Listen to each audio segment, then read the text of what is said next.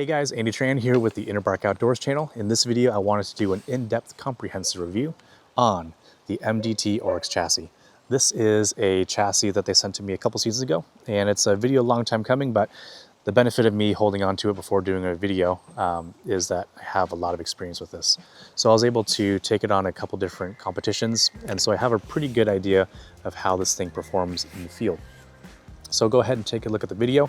We're gonna go over the install, the tech specs, and of course the field performance. Check it out.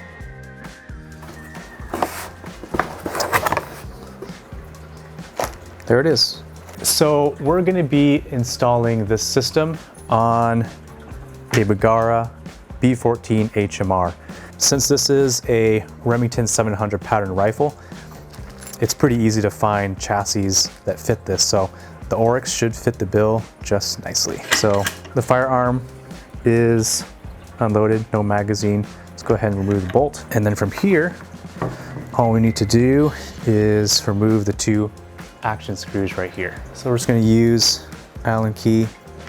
Go ahead and loosen this all up. So it comes with these screws that are a little bit longer than what comes with the factory stock. So let me just pull these out so you can see it a little easier. I presume because the chassis itself, the mounting points are a little bit thicker. So there's that, and there's that. Quite a bit longer. Going over the instruction booklet, it doesn't say to use any thread lock or anything like that. Because this weapon is going to be used in competition, I'm deciding to use some thread locker. I'm deciding to use this stuff called VC3. And this is what we use in the armory for all the red dot sights that come into the department. The reason why we use VC3 as opposed to like blue Loctite or something like that is that this stuff can be loosened and then tightened again, loosened and tightened again a couple of times before you have to burn it off and then reset it. One of the good things about having a chassis is that you can clean inside of it. And so I'm going to be using this because you can take the action off, clean it, put it back on without having to reapply. So that's what we're going to do today. We're just going to paint 50% of the threads and then let it dry for about a half hour. All right, it's been a few minutes, so these have had a chance to dry out a little bit. And so we're just gonna pop the barreled action in, just like that. So from here, set in our action screws. And then I have my torque wrench set to 60 inch-pounds as per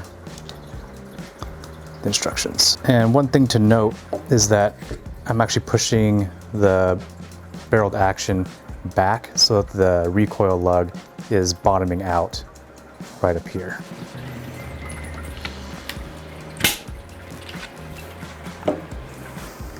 Let's go ahead and function test this thing.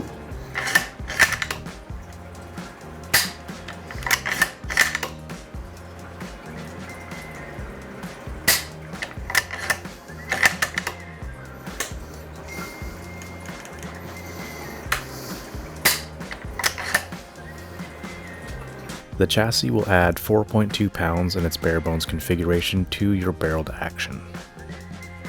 Like all of MDT's products, you can add or subtract features depending on your intended use. The biggest upgrade I gave to this chassis was a full-length ARCA rail, so I can adjust the distance from my bipod and tripod. That's something that my work gun doesn't have that I desperately want. In front of the magwell is a barricade stop so that you don't induce a malfunction when pressed up against an object. The mag release is nothing to write home about. It doesn't extend out to the sides, nor is there any texturing on it. The chassis comes with an MDT Elite grip branded with the Oryx name. This can be swapped for any of their grips, or any AR grip for that matter. The comb is the exact same as on my work gun, so it all feels the same. Not that it really matters, but some familiarity is nice. Back here is where you can find a lot of the places to add upgrades if you felt the need. Length of pole is adjusted using spacers, and you'll notice that I have none of them installed because I'm on the short end of the spectrum. The rubber recoil pad can be upgraded to one that has vertical adjustment. This one is the standard one. You can also add a bag rider for more contact with your rear support. I opted not to in order to keep this setup snag free.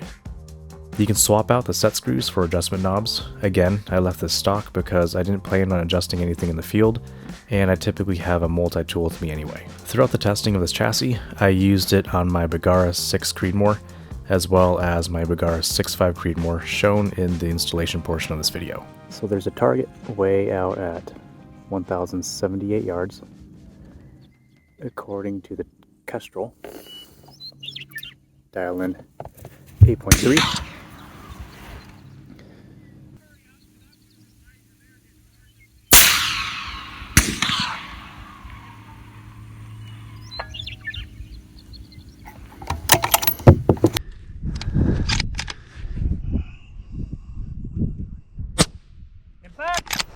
Being able to mount the tripod anywhere on the forend is great for these competitions where you may want support further out for a less sensitive pivot point or closer to you for ease of movement.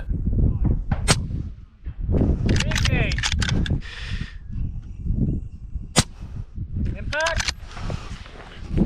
It also helps you position your support to best accommodate for your terrain or obstacles you're shooting around.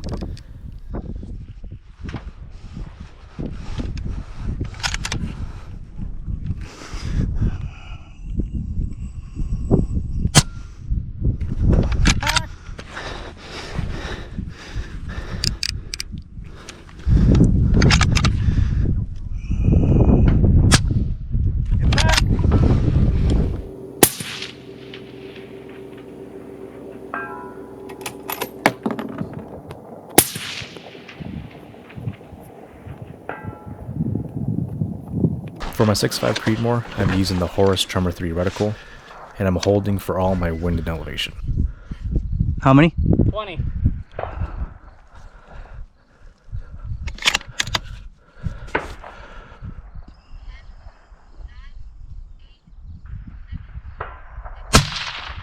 Impact.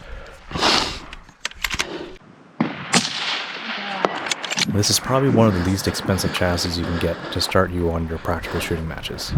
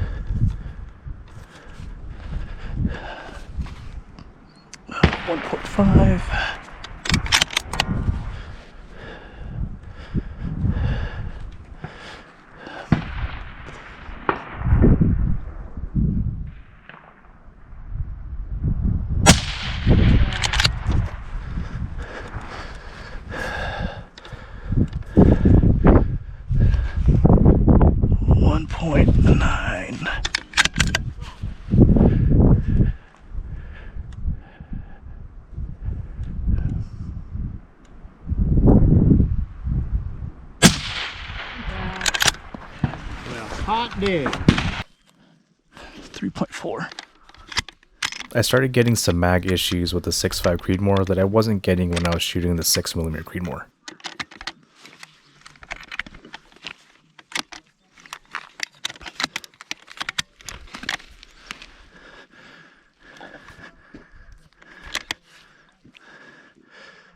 .4. Stick in half, a little bit of wind. Impact. Next target.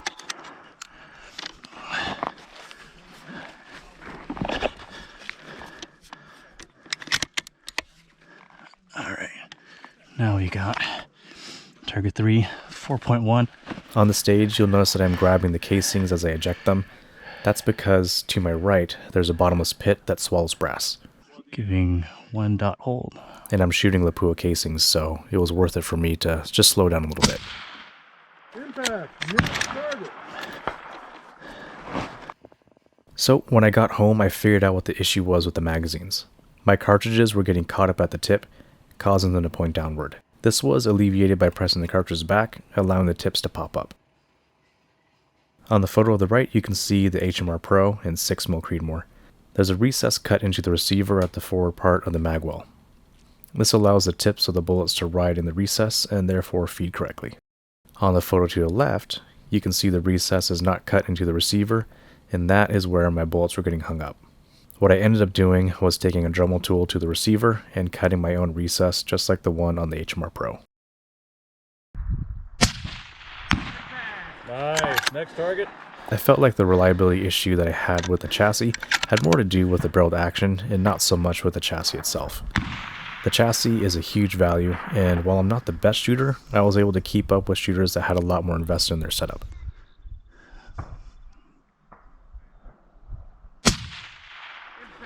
Nice. Good deal. Unload, show clear for me, please. So that is my review of the Oryx MDT chassis. Overall, this thing is sweet, especially considering the price.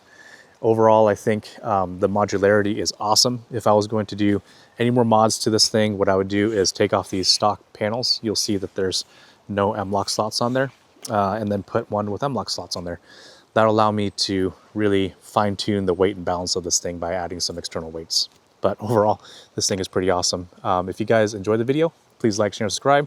Also check out my Facebook page, Instagram, and other social media. If you guys have any comments or questions, you can go ahead and comment down below or message me directly either through my website or through my Facebook page. But as always, take care out there.